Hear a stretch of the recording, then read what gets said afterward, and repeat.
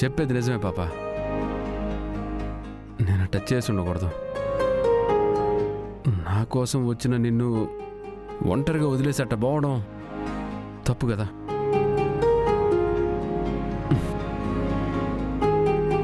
నీ మెడలో తాళి కట్టినాక నీ బాధ్యత నాదే కదా. ఇది నిజం. ఇంతకుముందు నాకు అది అర్థం కాలేదు పాపా. ఇప్పుడు అర్థమైతే ఉండదు నాకు. ఇంకెప్పుడు ఎట్ట చేయను, నిన్ను బాధ పెట్టను. డైలాగులు బాగానే చెప్తావు, కానీ రేపేదైనా కష్టం వచ్చిందనగానే నీ పాటికి నువ్వు వెళ్ళిపోతావు. నిన్ను వెతుక్కుంటూ నేను రావాలి. అట్టంతా ఏం లేదులే పాపా. నువ్వు ఉండగా నేను ఎవరి గురించి ఆలోచిస్తాను. ఈరోజు ఏదో అట్ట అయిపోయినదిలే. ఈరోజు కాదు, నువ్వు ఏ రోజైనా అంతే. మీ అత్తయ్య విషయం వచ్చేసరికి ఊరుకుంటావా? అది చిన్నదో పెద్దదో పసిపిల్లల్లా పరిగెత్తుకుంటూ వెళ్ళిపోతావుగా. నువ్వు ఇలా సంతోషంగా ఉంటే నాకు సంతోషమే చిరంజీవి. కాకపోతే నీ నవ్వులో నా నవ్వు సగం ఉండాలి, నీ సంతోషంలో నా సంతోషం సగం ఉండాలి. అదొక్కటే గుర్తుపెట్టుకో చాలు.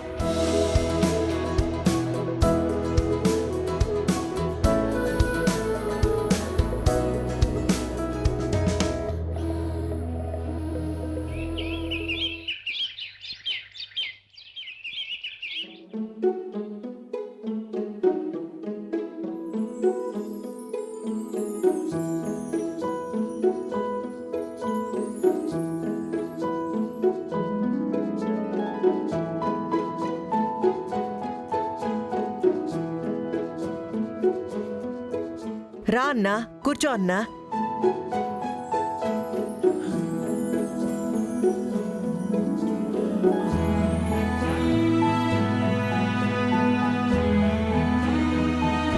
నాకు తెలిసి ఈ సమస్య మీ అన్నగారు మనసులోనే ఉండాలమ్మా.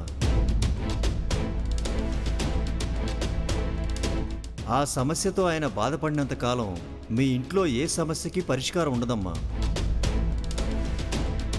తండ్రి బిడ్డని ద్వేషించడం అనేది ఎక్కడా చూడలేదు. ఆ దురదృష్టం ఏ బిడ్డకి ఉండకూడదు కూడా. అలాంటిది ఈ ఇంట్లో కడుపున పుట్టిన బిడ్డనే తన బిడ్డ కాదు అని చెప్పుకునే పరిస్థితి ఉంది. ముందు ఆ పరిస్థితి పోవాలమ్మా. అంతకు మించిన పరిష్కారం నాకైతే మరి కనిపించట్లేదమ్మా.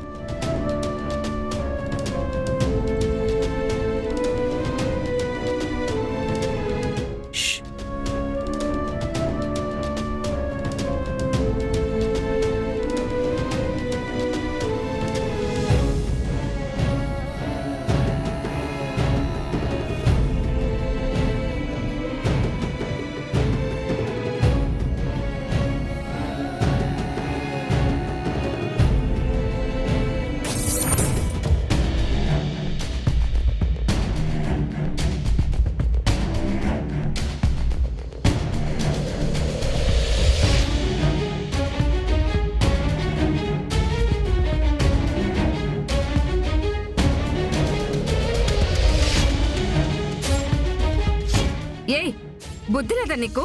పని చేయడానికి వచ్చావా, పగలగొట్టడానికి వచ్చావా?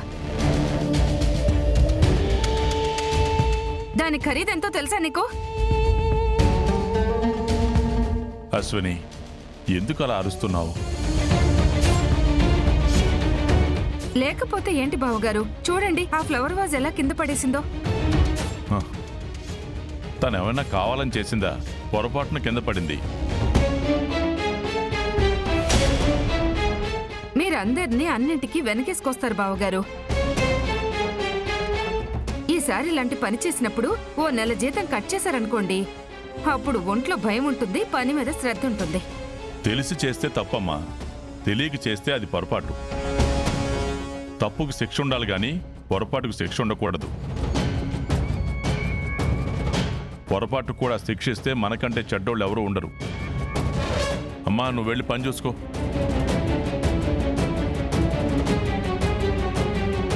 మరి ఇన్ని చెప్తుండవు కదన్నా, నువ్వు మాత్రం పొరపాటుకు కూడా శిక్ష వేయొచ్చునా?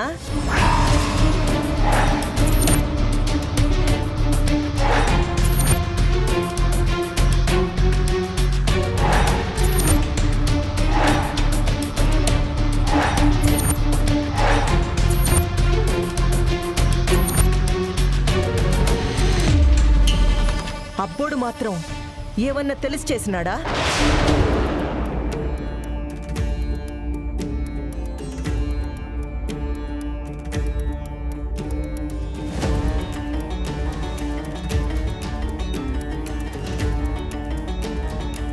పొరపాటునే కదా చేసినాడు. దానికే జీవితకాలం శిక్ష వేయాలన్న వాడికి ఇంట్లో నుంచి బయటికి పంపించాలనా? పిన్ని, ఏం మాట్లాడుతున్నారు మీరు? మావయ్య గారిని ప్రశాంతంగా టిఫిన్ చేయనివరా? నువ్వు ఆగు దుర్గా. మాట్లాడాల్సినప్పుడు మాట్లాడాలా. సందర్భం వచ్చినది కాబట్టే మాట్లాడుతున్నాను. చెప్పన్నా.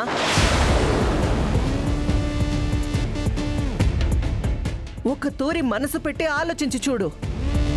పొరపాటుని నువ్వు శిక్షిస్తుండావో క్షమిస్తుండావో అనేది నీకు అర్థమవుతాది.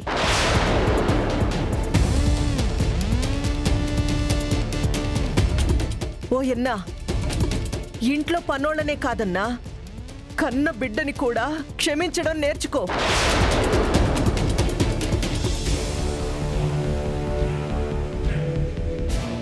ఓ తూరి వాణ్ణి క్షమించి చూడు.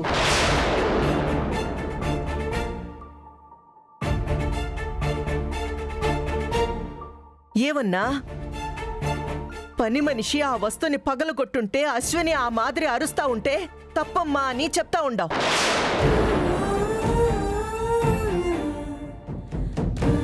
మరి నీకు తప్పు అని చెప్పేవాళ్ళు ఎవరూ లేకనే కదా నీ ఇష్టానికి నువ్వు చేస్తుండావు.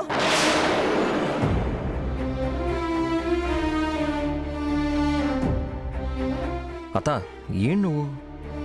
రే, నువ్వు ఉండ్రా. తప్పుని తప్పనే చెప్పాలా. అట్టా చెప్పేవాళ్ళు లేనప్పుడే ఇట్టాంటి తప్పులే జరుగుతూ ఉంటాయి.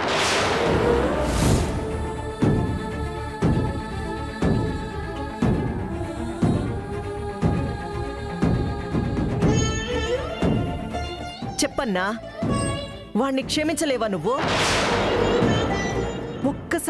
ఒక్కసారి క్షమించి చూడు. ఇల్లు ఆనందం నిలయమవుతాది. నువ్వు ఎవరి గురించి మాట్లాడుతున్నావో నాకు బాగానే అర్థమవుతుందమ్మా. కానీ కొన్ని తప్పుల్ని, కొంతమంది మనుషుల్ని క్షమించలేను.